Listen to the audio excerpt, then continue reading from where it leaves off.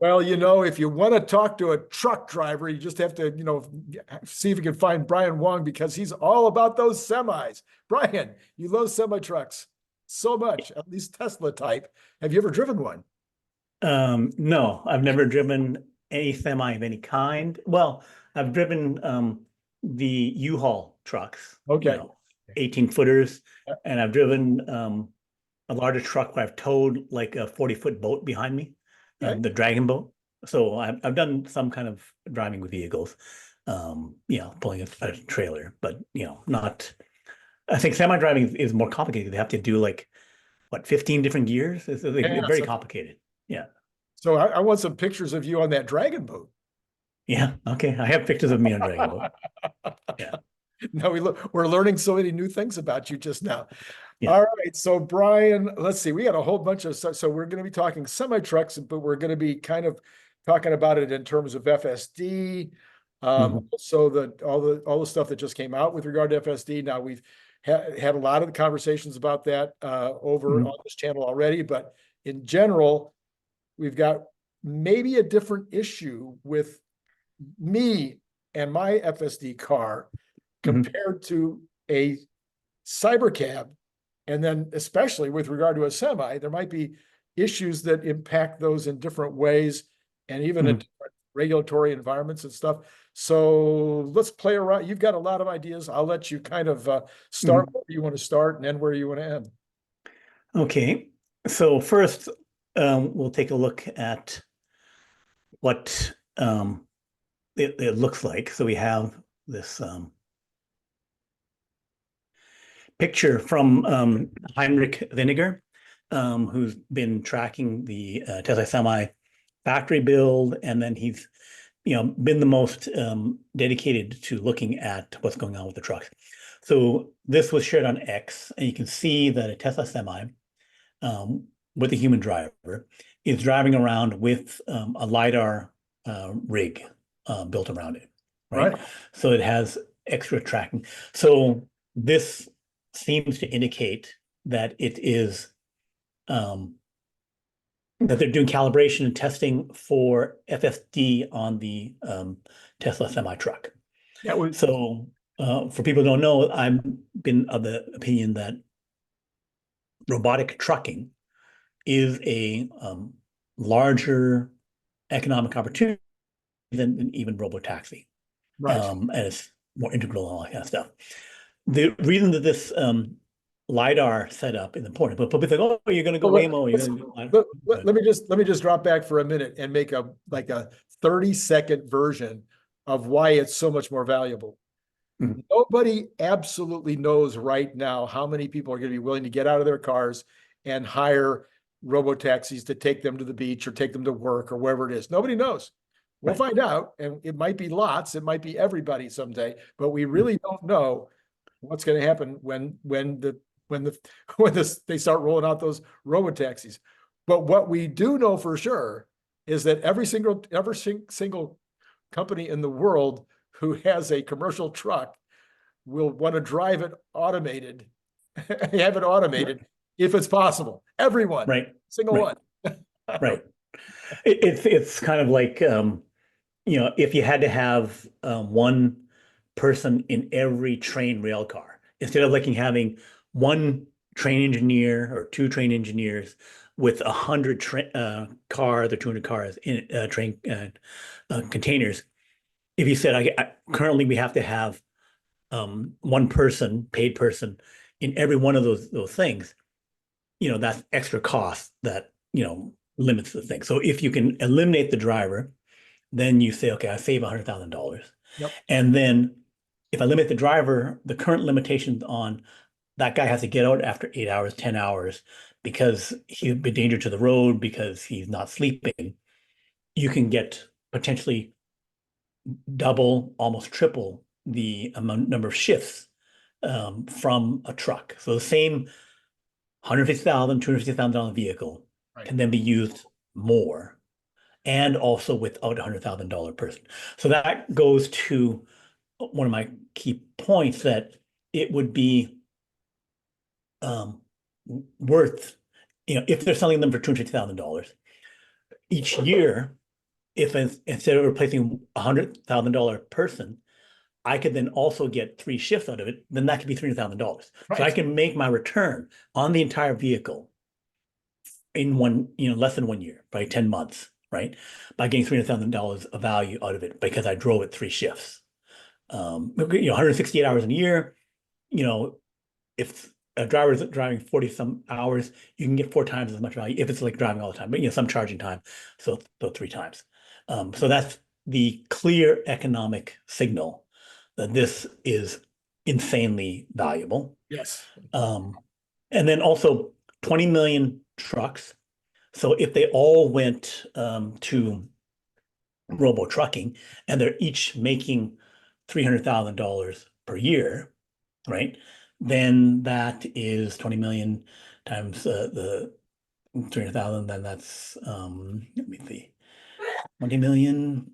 It would be 600 billion. No. 20 trillion. It would be on the order of like $6 trillion. $6 trillion. $6 trillion. Oh, yeah, $6 trillion. But you could also say, okay, I need to reduce the number of trucks because I could do with 7 million trucks, right, instead of 20 million because I'm running the 3 shifts. So it might be only $2 trillion, right? But it's still insanely large numbers that when they buy the vehicles, they just run the numbers and then they do it. Right. So if we come back, then I'm sorry, I just wanted to make sure people understood why it's such a massive opportunity. So now you're saying though that they got LiDAR on the vehicle while they're setting up the testing. Is that what the idea is? Right. While they're setting up the testing. So this was in a recent video on No Priors, which is a couple of VCs, smaller version of the All In podcast. A couple of VCs interview people, and they interviewed Cathie. So for people who are Tesla, he used to run the FSD and autopilot programs at Tesla, and head of AI. So he was saying that the difference in that interview, just came out like a week or so ago, the difference between Waymo and Tesla, Waymo being the Google company that has some robotaxis in a few, San Francisco, but in LA, Phoenix, they have hardware, a lot of LiDAR, a lot of sensors, typically about 8 LiDAR per vehicle, also a bunch of ultrasonic and other things. So Andre said that Tesla uses those sensors too during the testing phase. So for a Model 3 and Model Y, when they're running, version 12.5.2 before it comes out, or version 13 before it comes out, they have LiDARs and sensors on them to calibrate them. They may have gotten rid of it almost completely if I'm testing a version that's only a slight increase. Right. I don't need it, but they would use it some for that. I view this as they use training wheels during the testing phase. But then when they send it out to real, then say, okay, we've confirmed that that we don't need the wheels. It's all good.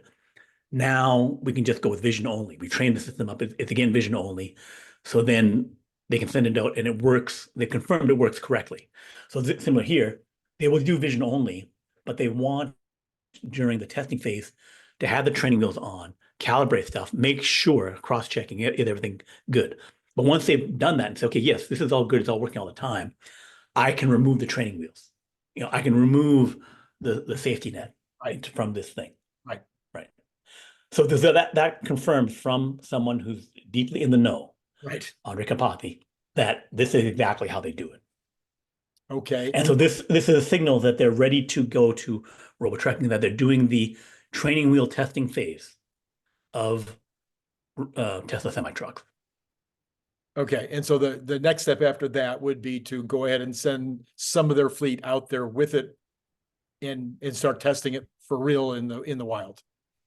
Well, they are in the wild. This is happening out in the wild. I'm sorry. That they would then need to send it out without the training wheels and make sure that it's doing the job. Yeah. Right. They would convert and say, okay, yes, it's working, and then now we can do it, and then we do it internally for the fleet of Tesla trucks, perhaps 100 of them. And then all of them can do it, but more of them can have sensors, because the sensors are not in the development cost. If I'm spending $1 billion per year on the software development, it is more, if I'm only dealing with 100 trucks and they each cost $20,000 or $100,000 to do it, that's $100 million, right? Something like that. It's like, it's not the major cost. Right. And it's just, making it work is the key. Right. And then they'll have to do with Pepsi, but they have not scaled up truck production. There's been a photo showing 26 semi-trucks that they've made. So that serial production, not mass production, but serial production, where they've scaled up the prototype production, is increasing. Heinrich thinks that they'll get to perhaps 200 to 500 vehicles per year, which is for this year, and then next year. But then when they finish the factory, which might be at the end of next year, then they'll have a factory that will scale up to 50,000 per year. So which might be in 2026, or 20,000, and then 2027 they get to 50,000. So there's issues against that full scaling. But then they will have meaningful numbers of semi-trucks that would have the potential for the large revenues we discussed, especially if they have it with no driver. This is a sidebar, but why is it going to take so long to get that factory rolling? It seems like, I mean, they got 6 months, 7 months of this year that they'll have at least 6 months of this year to build. Why is it going to take a whole nother year to get it up to snuff? It's happening in Nevada. Based on what Tesla has done before, they can get a factory up faster. Definitely in China, they can get a factory up faster. They're building it in Nevada, right? And I've looked at the photos of it from Heinrich, right? I'm not sure if you looked at them or reviewed them or something like that. Yeah, have you? Yeah, so they got the structural steel going up now, and structural steel going now. They've done some pilings and that kind of stuff, right? So then they got to make it. So I think in terms of them going slow, it's a matter of priority related to, one, they need to have quite a lot of 4680 batteries. So I'm presuming that the semi trucks, the ones for real that they want to have, they want to have 4680s. So that means they're putting more 4680s into the Cybertrucks as they scale them, right? Yeah. So if I need 50,000 semi trucks, each one about a megawatt, this ballpark megawatt of batteries, then 50,000 would be 50 gigawatt hours of batteries. Wow. Right. Yeah. So, and they need that every year. Yeah. So the level of 4680s, I think, is about like 10 gigawatt hours now. Right. Might get to 20 at the end of the year. Yeah. So, and then all of those need to go to Cybertrucks first. Right.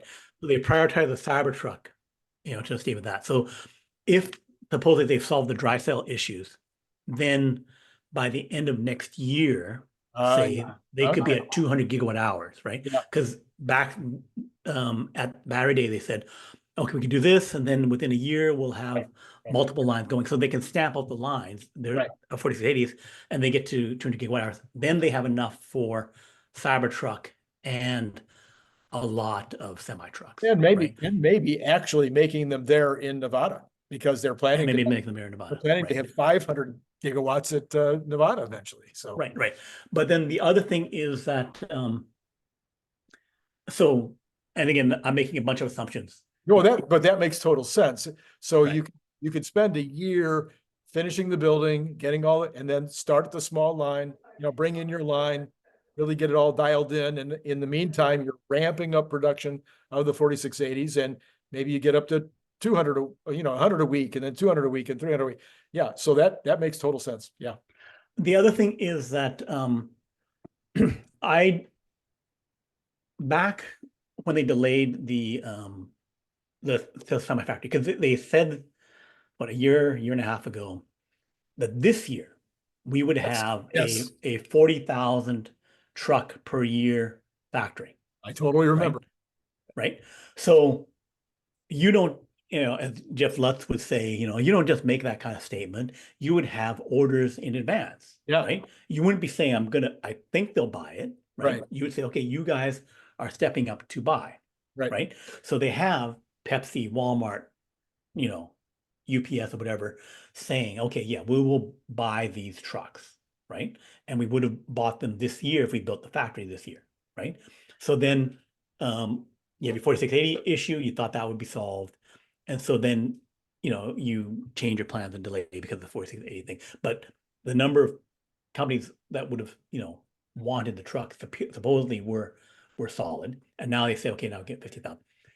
I also think that some of the feedback I heard from people who are involved in the truck thing, you know, consultants to the whole thing, is that they are not fully convinced that the Tesla semi truck, you know, they had the Pepsi event, so they needed that, where the Pepsi went to the Run on Less event, where there was they did real world tests, tracked all the vehicles, measured everything, Right. in order to show the industry, here's how these things really work. Yeah, it's a much bigger deal to make a decision to buy a semi truck or to buy 20 of them or 50 of them than it is to decide to buy a car. Right, right. And also there's the issue of that you have to have the charging there too. Yeah. Right. So they showed at the Run Less event that they can do up to like 1,000, even, you know, 1,500 miles in a day, right? If you have all the charging thing. But that means and they showed that they could go like 400, 450 miles per charge, right? All the other trucks were 250 at the most, and most were 150 or 100 or less, right? So that means regional trucking, where I go from the Pepsi plant, drive out, make my deliveries of Pepsi products, and then come back to the plant and recharge. Right. Then I have that one recharging thing. I can one charging depot area where they're coming out, these trucks are coming out of. It's a closed loop. I don't have to have charging anywhere else, right? So if I'm making 40,000 trucks and I do not have mega chargers everywhere, which we do not, then everyone who does that has to then buy their own charging setup. Right. Right. So presumably they say, okay, yes, we're ready to go. We'll step up to that business. Right. The fact that they have not done that much is a chicken and the egg thing. Right. Right. So Tesla, because they're the predominant one with about, I don't know, maybe up to 80% of the really fast charging places, can say, okay, I can convert one of my 10 or 20 supercharging connections. I can say 2 of them or 4 of them, I take them out and I make 1 mega charger. Right. Right. So I take 4 out. So I had 20, I go to 16, 1 mega charger thing. Why? Because 4 parking spaces is enough for one of these semi trucks, maybe up to 2 semi trucks. Right. And then I have the power. So I'm drawing the same power, because if I'm having high utilization, I'm charging all the time. It's roughly the same power draw. So they could have 1 mega charger, 2 mega chargers per large supercharging area, which they have, I think, 50,000 supercharging nodes total around the world. I think it's 20,000 in North America. So then you could put in these. They built like 1 mega charging place, I think, in the middle of California, I think near Bakersfield or something like that, right? But then if I have 40,000 trucks, 50,000 trucks, right? Then because I need to pull like a megawatt of power, if I'm charging like 20 of them in one location, right? Each one charging for an hour, I basically I'm pegging the thing at 1 megawatt, which is enough for like a 400,000 square foot building, or it's like 200 or 1,000 homes, right? So if I don't have the slack capacity in the grid for this, right, then I cannot charge a vehicle. So there's a bunch of infrastructure issues related to that, which, you know, all the people who are selling trucks, electric trucks, and you know, other people trying to do that, and they got massive subsidies for it, they're still only going out at a trickle, right? Whereas like I think someone showed some numbers, and maybe it's like 400 or, you know, per year. It's some tiny number that if Tesla comes in and says, no, we're going all out and we're going to ramp that factory up. But they don't have to ramp the factory up. The capacity, as we've seen with Austin and Berlin, they did not ramp to full capacity. It was supposed to make 750,000 vehicles, Right. and they only are doing like 300,000 or 350,000. Right? You can go with a lower number and you can run only a few lines and kind of be okay. It could have 50,000 capacity. I can stick at 20,000, right? But still, that number of semi trucks is a substantial load. Because if I have like 10 trucks at the Pepsi location, I think they even only have like 4 or 8 semis. And then they have a bunch of other trucks that are also electric, and then they're running them on that depot, right? I must make, let's just ballpark at 10. I must make 2,000 of those depots. Yeah. Right. Which, could be a multi-year delay and all that kind of stuff. Right. Because there's, making these big megacharge things is a big difficulty. Like also, like we make about 4,000 superchargers, and each one of these things is the equivalent of at least 4 or 8. Right. So if I need to make 1,000 equivalent of the megachargers, right, either private or public, right, then that's a huge lift on the charging side of the equation. Sure. Right? So so ramping Brian, up, yeah. So Brian, I wanted to skip ahead. I'm gonna because I don't want people to leave before you say this. Okay. Because you have many, many, many, many original ideas. Yes. You brand yourself as a futurist, and you have the chops to prove it. So I want to skip ahead a little bit, maybe, and we can come back to some of the other aspects of this story. But you've come up with a theory that you don't, well, let's just let you tell it, that there's maybe a possibility that there'll be one really big customer for these trucks. Right. So I think that Tesla could be its own biggest customer for this thing. That there's people who made the case that, well, once Tesla bots will be replacing human labor, each one could be worth $100,000 worth of salary. And so if they only cost $10,000, why would you sell to anyone else? You would just make them, use them yourself, not sell to anyone. The same kind of logic applies to a robo truck. If I replace the driver and I said it can make $300,000 per truck, right? 100,000 driver, but 3 shifts, right? $300,000 per truck. I make my money back, ROI, in 10 months, right? And then if everyone else isn't ready to do it, doesn't come on board, then Tesla makes and operates the trucks by themselves because they can just make the money back in the same year. So they could go buy the name Yellow Truck. Yeah. That's right. That's a pretty good name. It's available, I understand. But okay, so they could do it either. Obviously, they would want to use it internally, as they have been. But what you're saying is that why would they sell the truck to they're going to, maybe they want to sell it to a company like a UPS or a FedEx, who absolutely is always going to want to run their own trucks. Right. And you're talking about somebody who's used to picking up the phone and saying, "Hey, send me out your truck," and I've got my just pull your truck back up and grab the load and go. When that's the situation, or bring a box behind it and we'll load you up and send you on your way. That's the vast majority, I think, of all the trucking is those kind of loads, right? Right. That Tesla would just be one of those guys. They would just say, "Call me." Right. Trucking as a service, robo trucking as a service.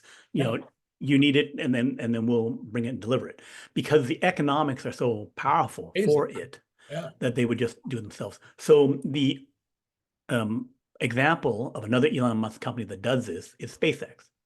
Okay. So in order to get to, they did 140 launches with the Falcon 9. They launch 80%, 90% of everything into space because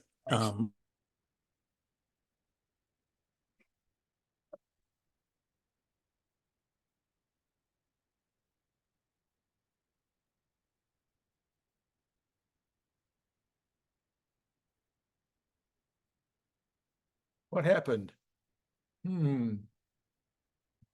Brian, you froze. for secure things. So they say no one else was ready to make the satellites for us to launch. So we make our own business vertical, and then we supply and create our own market for communications. Right. So if no one is ready to adopt the trucks, no one's willing to spend the capital, which is, 50,000 trucks would be, like $15 billion, right? So, or $10 billion at least. Then if no one else is willing to go all in on that, say, okay, I'll go all in. I'll spend $15 billion and I'll make $15 billion the same year. Yeah, Right? and it might be some of both. Right. So you might want to have your kind of like people talk about with Cybercab. Yeah. It may also be that on the semi truck that Tesla would want to have their own fleet and also sell to some of the Walmarts and others who run their own trucks. Right. Right.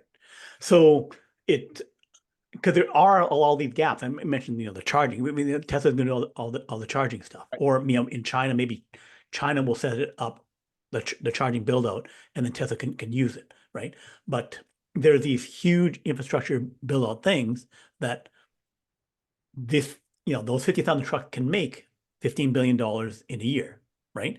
So, but then I have to spend a bunch on the charging. I have to adjust things to adopt them, but it is very valuable. So even with all these other costs you're making money back in 18 months or whatever, right? So if basically no one else or fewer, not everyone wants to go forward, Tesla can say, I will be my own anchor customer, just like I have an anchor customer for shopping malls, right? An anchor retail store. And then you fill out the other stores. So they can say, okay, I'm the anchor. I will make sure because I'm going to commit to it. I see the vision. Maybe I work with countries, whoever else is going to be the coalition of the willing, we go ahead and do it. And so because it is economically, just like for Tesla Bot, for RoboTaxi, move forward because it's going to be an insane amount of money, right? So if other people aren't ready, get ready, but I'm going to go without you, with or without you, right? I want to bring you along. Yes. And I think Tesla doesn't want to bring you along because the amount of infrastructure spent to do Master Plan Part 3, electrify everything, is many trillions of dollars. Right. So Tesla wants everyone to come along because they can make trillions, other people make trillions, but we need to spend like $50 trillion, a lot of money to do this thing. So, all right. And then one thing that pops up in the conversation here, because, and I've been talking about this all week with almost everybody on the show, but I think you have some additional pretty interesting takes on this. So the Tesla sent a letter to the Australian regulators with regard to FSD. And in the letter, they said, look, we know that there's probably going to be remote drivers, I guess, remote handlers on FSD. The letter seemed to imply, it wasn't as straightforward as I would have liked to have been, but there was an implication in there that there was a greater responsibility or a greater requirement of having some kind of remote activity if it was a truck or if it was a RoboTaxi. That we have different layers here of responsibility. So as I've talked to everybody else, some people are like, no, they're not going to have any kind of remote driver at all, and other people are like, well, yeah, it makes sense they would have. My theory has always been that maybe it wouldn't be. You've mentioned a few times, and I've used your name in vain, on the show. That in China they have like one remote driver for every 3 vehicles. Talk to us about what the regulations are in China. Yeah, so China has a national robotaxi policy, and in the rules that they say, you can go down the list, it says you must have at least one human driver remotely for every 3 vehicles. But the reality currently is, I think pretty much everyone has at least one remote driver per vehicle. Wow. There is no unsupervised RoboTaxi anywhere. Interesting. I don't think Waymo is unsupervised, right? We know Cruise wasn't, Right. Cruise had their accident and they had to reveal we have 1.5 human drivers. We removed the one human driver and we have 1.5 guys monitoring. And the stations, we've seen the pictures of that from Baidu Apollo, Baidu being the Google of China. Right. And they show these gamer stations where it's like, okay, 3 screens going across and the guy in a gamer chair and a little gamer wheel to take over driving, right?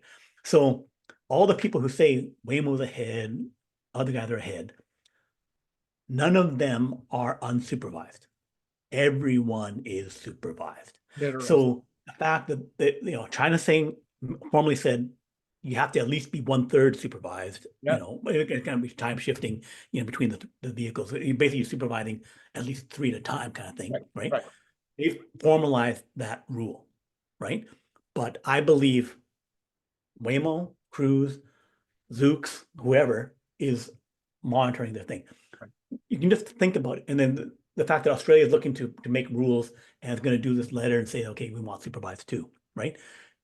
Is consistent with everyone right now is supervising, right? So there's going to be a big business in India and the Philippines for supervisors to handle these cars.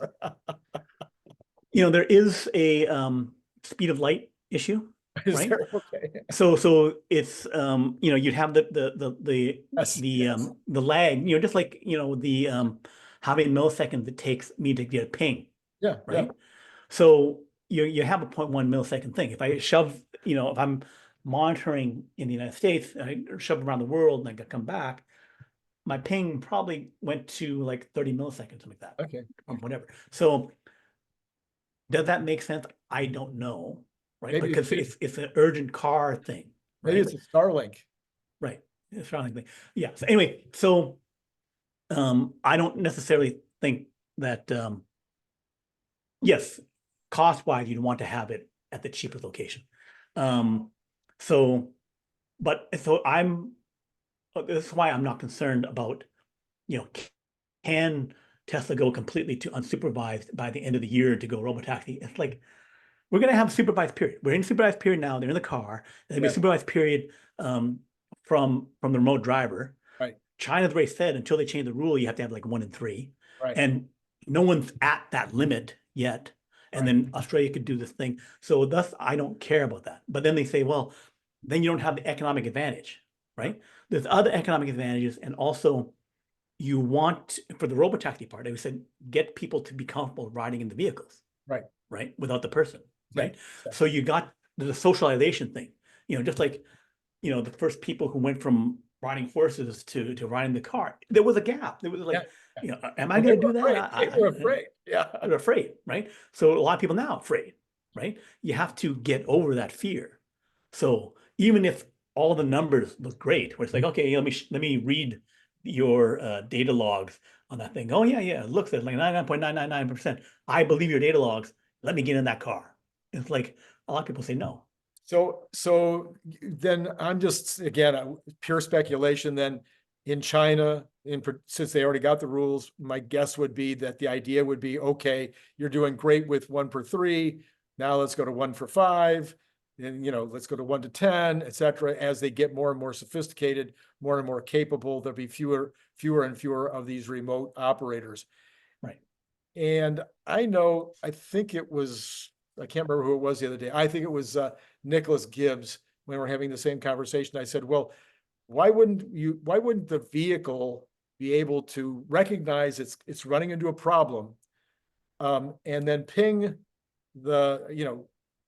your screen would light up, and you would say, okay, I got a problem. And now I know there's a delay there and the person's got to get oriented to what's going on and think it through. But he said, look, it's just, as you just said a minute ago, even if it's only a couple of milliseconds for all that transaction to take place, that's probably already not fast enough. So it would be that statistically, if I'm solving the problem, right, and I've, done IT and computer science work, right, that I know these kind of intersections, I know that I have the whole world mapped. I can say, these are problem areas. right? So the problem has, risk is increasing, especially during time of day, traffic, other conditions, right? Right. They can, just like the weather, right? There's a risk of thunderstorms. There's a Yeah. risk of hurricane, right? Yeah. So then they get ready. If it's an all sunny day, then they get, okay, yeah, I think we're good. But then they come to these intersections, these roundabouts, they know the world. It's not like they have like right now, it's probably like only some intersections which are the problem, right? Right. So then they can pop the person up and say, whenever we're in a yellow orange zone, right? We need to probably get 1 in 5. Whenever we get to the red zone, okay, get on it. Make sure we're watching it during the red zone situation, Yeah. right? So you wouldn't be calling someone in the last minute. You'd be saying, I know where I mess up, Right. or where the statistical chance of me messing up is high, Right. right? So my 99.99, I know on this straightaway, we're good. Yeah, and the conditions around me, we're good, right? So the car is giving the conditions and saying, yeah, I got this. I'm good. Let me throw one more at you. And this idea came to me the other day, and that is, why wouldn't they be doing a ghost mode, not a ghost mode, they have another name for it, but a Shadow mode. Shadow mode. Yeah. Why wouldn't they be doing a shadow mode right now that would be analyzing the car, my car right now, your car, whatever. Why wouldn't they be using a ghost mode that would be interpreting any time that there's a problem, anytime that somebody um, what do you call it? Not disconnects, when they Intervention. when they do an intervention, when they shake their wheel, change that the computers then do a statistical analysis of what was going to take place after that. Mhm. And Right. go, no, that was not a safety intervention. This was the car was just fine, or the car could have done X, so that they could get an even better idea of how close they are to being able to do the RoboTaxi tomorrow. Right. So I believe that a false intervention, unnecessary intervention, they'll have better and better statistics data around that stuff, where they say, okay, it would have been good, because there's plenty of things where, the person disconnects because, okay, I'm leaving a parking lot and then not many gaps are coming, and then it's being cautious and then to go for whatever gaps. And the Right. person says, F it. Right.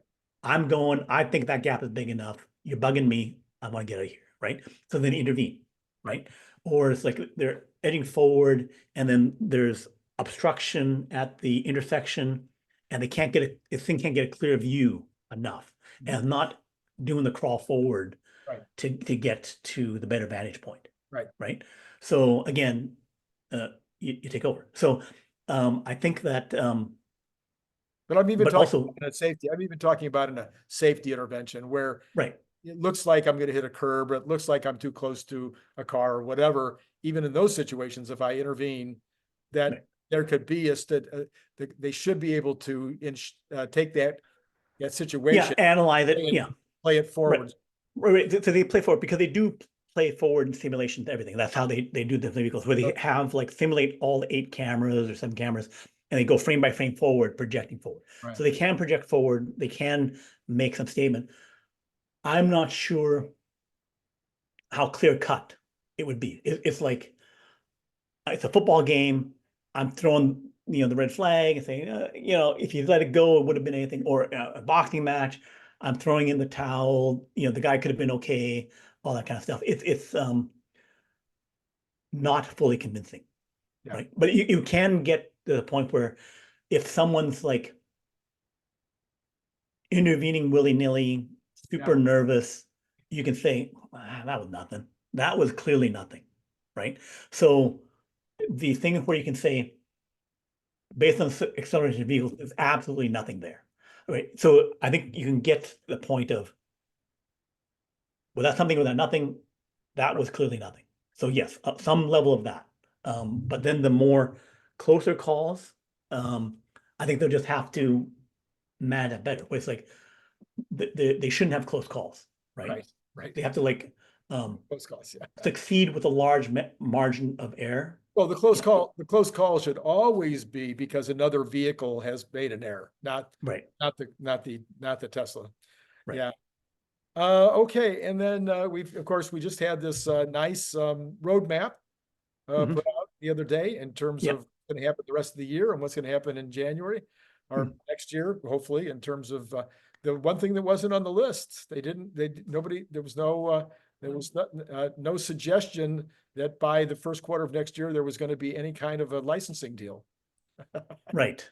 But I believe my interpretation is that if they can do what they say they can do by October, Right. so in September they will get 3 times the miles per intervention from 15.2, hardware 4 and hardware 3, and then also get feature complete. I think the reverse comes in October. October, and then they'll have another 6x. We discussed that when you get 3x, that means I go from student driver, first-time driver to experienced driver. We Okay. said that before. And then so if you get a 6x, I go 2 of those, where it's, so basically, 2 doublings of going from student driver to regular driver to pro driver, right? That if they achieve those things, they have pro driver. We know from all of the testing done by Altimeter Capital, experts in China, other places, that most of the non-Tesla competitors are at a version 11 level, which was the hard coding level that Tesla had. So if we're already 3 times, 5 times better than that now, Right. than version 11 with 12.5.13, right? Right. So, and then there's issues around if you use the drivers who have done over 400 miles in order to get consistency, then you have a slightly better result on issues with the Tesla tracker numbers. If we get this 18x improvement, then we're basically going to 5,000 miles per intervention, which means 1 intervention every 3 months for Right. someone doing a regular drive, right? Then, and that would be, like 60 times better than version 11. So if the other guys are still haven't made the exponential move up to what's been happening with the version 12 and 13, then they're at that previous level, and they know they're at that previous level. They could have some features around, playing music or doing stuff like that, but their car capabilities are far less, and they're also doing it to even have it kind of work at all, they need to use a lot of sensors, the training wheels situation, right? So licensing is ready to happen. We heard that from like the CTO or the chief of automation at Baidu saying, yes, we're doing what Waymo's doing, but if Tesla can deliver stuff, we're ready to work with them, right? So they, not just me saying it, but the other guys saying, and also for I think 𝐒𝐚𝐲 or XPeng or some of the other guys, they've said, here's our thing, and then here's what we're going to plan to do. And basically said, we really don't handle construction zones well. We don't handle certain intersection things. We don't handle bad weather well. Basically, all the areas where we hyper map things to death, where we have zones, where things are controlled and predictable, we are brittle. So they already said we are brittle. And also the percentage of time that we don't handle stuff is significant, right? So they've already, in their warning, in their user notes to people, they've already said that this is the thing. Hey, just like BMW, only works at level 3. You can not look when you're in a traffic jam on the highway, which is less than 40 miles per hour, less than 30 miles on the highway. That's the only time you can turn this thing on, right? And then maybe not in bad weather, right? So that is what we're going to have. So there will be licensing. If they do what they say they'll do in September, October, licensing will happen, right? The question is it in October? Is when they announce the event? Is it in November? Is it in December? When they get regulatory approval from Europe and from the more that they actually can do, Mhm. the faster the regulatory approval comes, Right. because they have the data, have the proof, and the faster licensing comes. Licensing, field of dreams. You build it, you do it, they will come. It will come. Right. Okay, Brian. Well, thank you. I think so that a lot of new information about the trucks, a lot of completely new to me anyway, the idea that they might field their own fleet, all kinds of information with regard to what's happening with, with the actual training right now of the semi-truck fleet, the small fleet. So great. I think we covered a ton. You look like you have one more thing.